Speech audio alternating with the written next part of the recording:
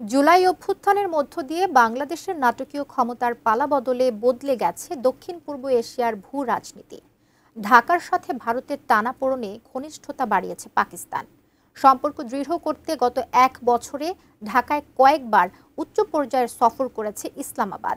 কিন্তু প্রশ্ন হলো, কি কারণে বাংলাদেশের সাথে ঘনিষ্ঠতা বাড়াচ্ছে পাকিস্তান? বিস্তারিত আরিফ হাসানের প্রতিবেদনে।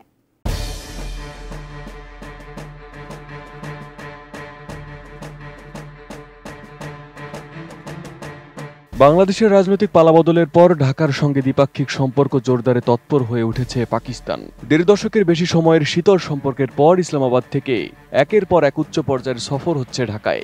বিশ্লেষকদের মতে আঞ্চলিক সমীকরণে পরিবর্তন ও ভারতের সঙ্গে বাংলাদেশের সম্পর্কের টানাপোড়েন পাকিস্তানের জন্য নতুন সুযোগ তৈরি করেছে। গত 20 আগস্ট 4 দিনের সফরে ঢাকায় আসেন পাকিস্তানের বাণিজ্যমন্ত্রী জাম কামাল খান। সফরকালে তিনি বাংলাদেশের বাণিজ্য উপদেষ্টা শেখ বশিরউদ্দিন সরকারের শীর্ষ কর্মকর্তাদের সঙ্গে বৈঠক করেন। আলোচনায় যৌথ অর্থনৈতিক মিশন পুনরায় চালু, অ্যান্টি ডাম্পিং শুল্ক প্রত্যাহার, সরাসরি পরিবহন সংযোগ এবং পারস্পরিক বিনিয়োগ সহযোগিতা নিয়ে আলোচনা হয়। এর ঠিক 3 দিন পরই ঢাকায় আসলেন পাকিস্তানের উপপ্রধানমন্ত্রী ও পররাষ্ট্রমন্ত্রী ইসহাক দার। দীর্ঘ 13 বছর পর কোনো পাকিস্তানি পররাষ্ট্রমন্ত্রীর এ সফরকে ইসলামাবাদ দ্বিপাক্ষিক সম্পর্কের ক্ষেত্রে গুরুত্বপূর্ণ মাইলফলক হিসেবে আখ্যা দিয়েছে।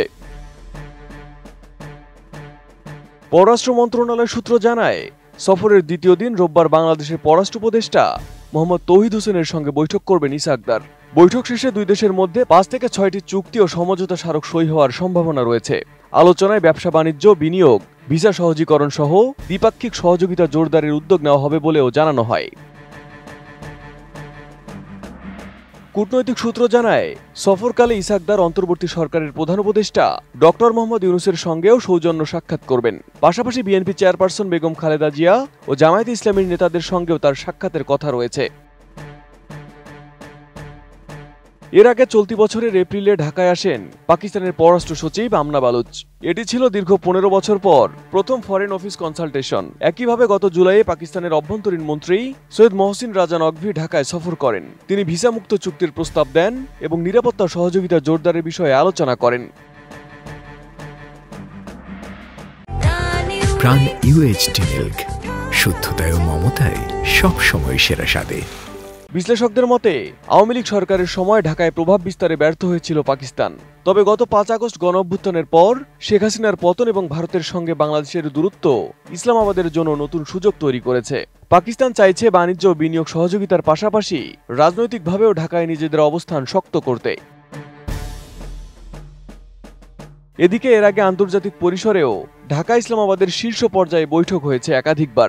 জাতিসংঘ সাধারণ পরিষদের সাইডলাইনে 2024 সালের সেপ্টেম্বরে পাকিস্তানের প্রধানমন্ত্রী শেহবাজ শরীফ ও ডক্টর মোহাম্মদ ইউনূসের বৈঠক হয়। পরে ডিসেম্বর মাসে কায়রোতে D8 সম্মেলনের সাইডলাইনে আবারও দেখা করেন তারা। উভয় নেতাই দ্বিপাক্ষিক সম্পর্ক জোরদার এবং বাণিজ্য ও যুব বিনিময় নিয়ে আলোচনা করেন।